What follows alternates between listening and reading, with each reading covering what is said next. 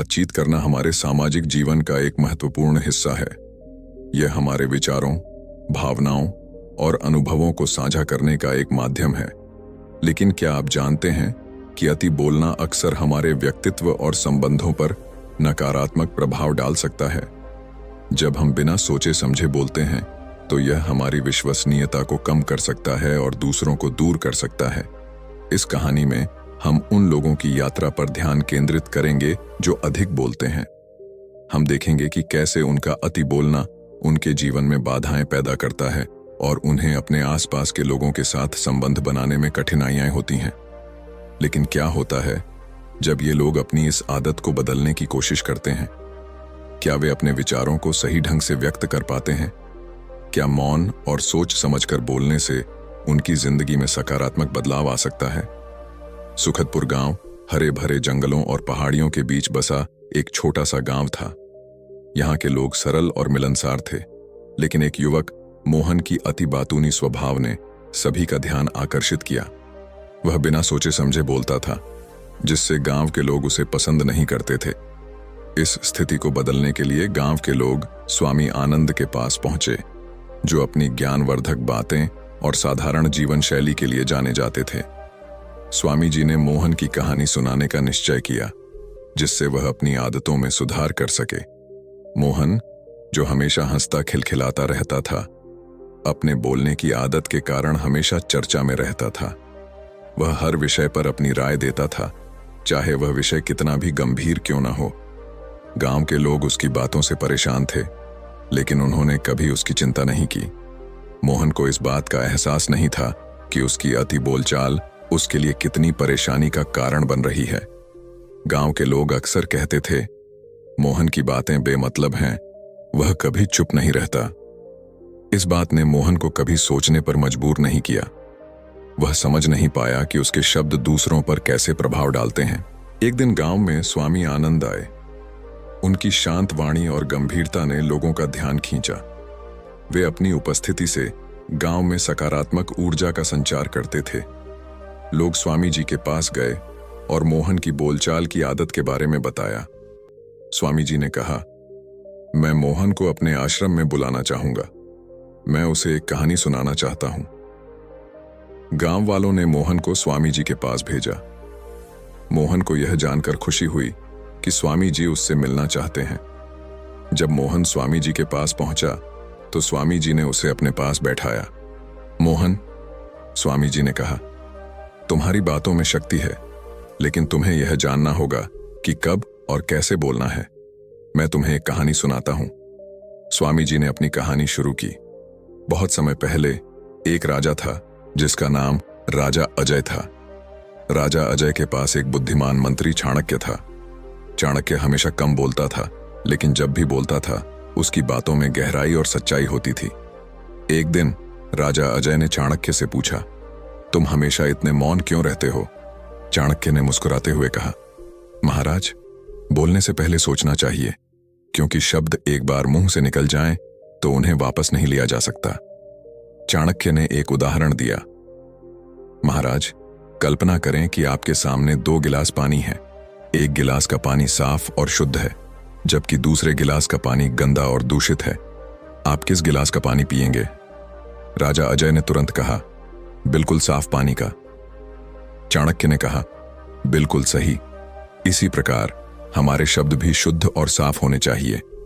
जब हम बिना सोचे समझे बोलते हैं तो हमारे शब्द दूषित हो जाते हैं और दूसरों पर गलत प्रभाव डालते हैं, लेकिन जब हम सोच समझकर बोलते हैं तो हमारे शब्द शुद्ध और सकारात्मक होते हैं। मोहन ने ध्यान से यह कहानी सुनी।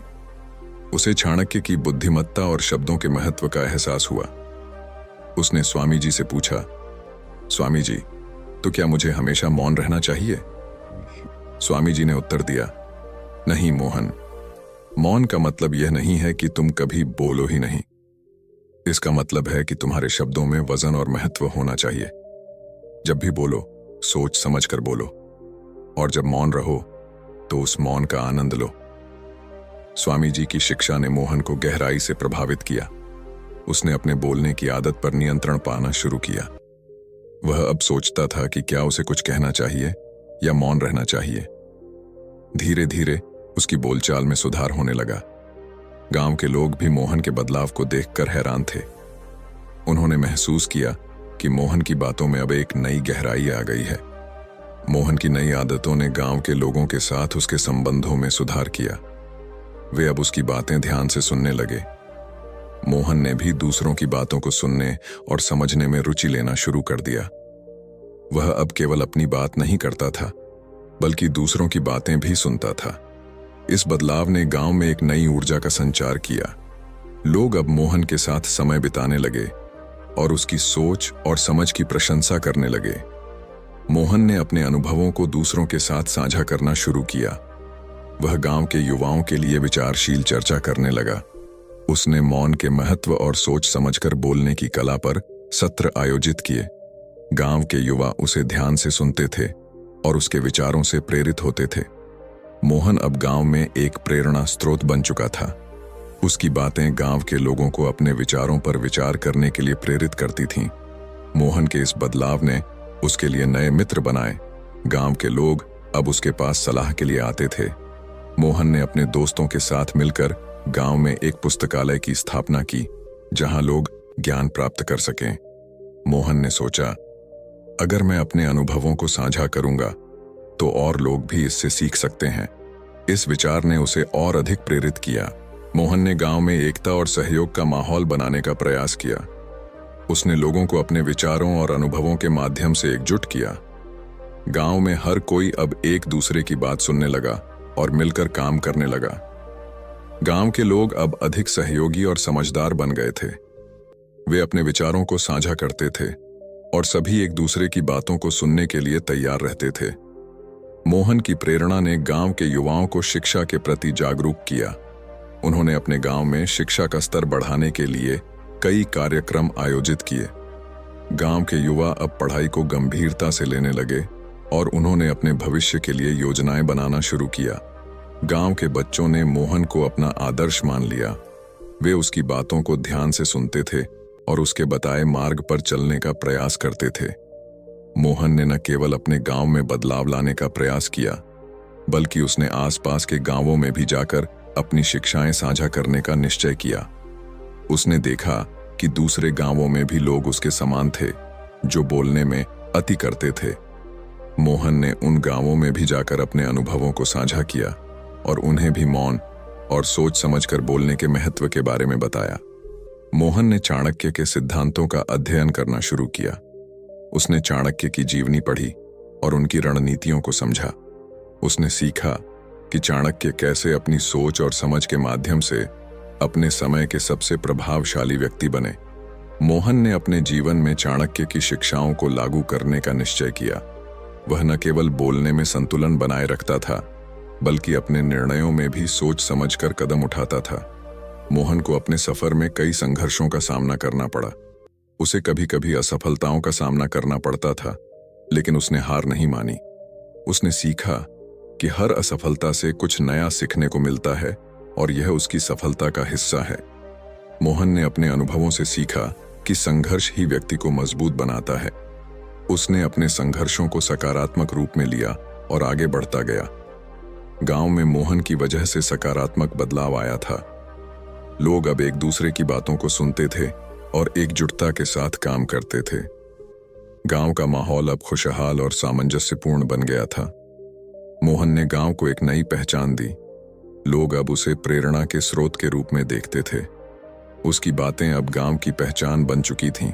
मोहन ने गांव के लोगों के लिए एक उत्सव का आयोजन किया। इस उत्सव में गांव के सभी लोग शामिल हुए। उन्होंने अपनी मेहनत और एकजुटता का जश्न मनाया। मोहन ने इस अवसर पर सभी को अपने अनुभवों और सीखों के बारे में बताया। उत्सव में लोगों ने नृत्य, संगीत और खेलों का आनंद लिया। मोहन ने इस उत्सव के माध्यम से सभी को याद दिलाया कि मौन की महिमा और सोच समझकर बोलने की कला ही असली सफलता की कुंजी है। स्वामी आनंद की यह कहानी हमें यह सिखाती है कि मौन का महत्व कितना बड़ा है। बोलने से पहले सोचना चाहिए और शब्दों का सही उपयोग करना चाहिए, क्योंकि एक बार कहे गए शब्द वापस नहीं लिए जा सकते। मौन में ही महानता है और जो इस बात को समझता है वही जीवन में सच्ची सफलता पाता है। मोहन की यात्रा ने हमें यह सिखाया कि हमें अपने शब्दों का ध्यान रखना चाहिए और विचारशीलता से बोलना चाहिए। जीवन में सफल होने के लिए यह अनिवार्य है कि हम अपने शब्दों को समझदारी से चुनें और दूसरों को सुनने का अवसर दें। तो दोस्तों, ये वीडियो आपको कैसी लगी कमेंट्स में ज़रूर बताएं और वीडियो को लाइक और चैनल को सब्सक्राइब ज़रूर कर लें। तो मिलते हैं अगली वीडियो में, तब तक के लिए धन्यवाद।